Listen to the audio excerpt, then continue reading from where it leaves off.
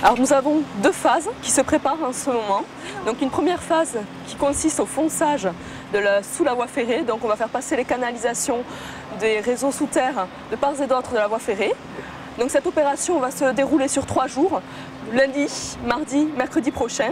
Nous avons installé une machine à forer qui va pousser et forer, qui va forer dans le remblai sous la voie ferrée, dans l'axe de l'avenue Déodat-Séverin, et on va passer à l'intérieur donc une conduite.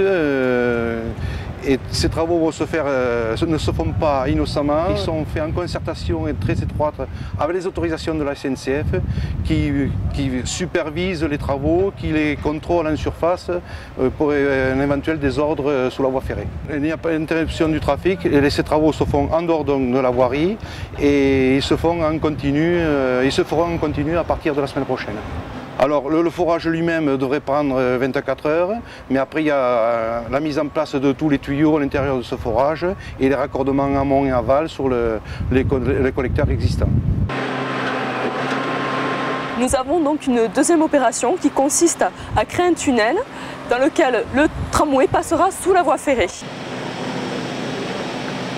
Donc nous sommes en présence de machines qui injectent de la bentonite. Donc c'est un mélange de béton et de boue que l'on envoie dans des tranchées. Ces tranchées, on va créer des parois moulées. Des parois moulées, ce sont des murs de soutènement. Entre les deux, on va créer donc le passage à niveau, le passage pour la trémie du tramway.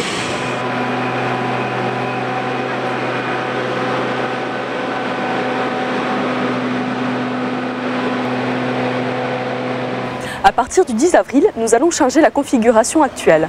Donc actuellement, vous avez une chicane pour dévier la circulation et à partir du 10 avril, les voitures passeront de ce côté-là de la chaussée.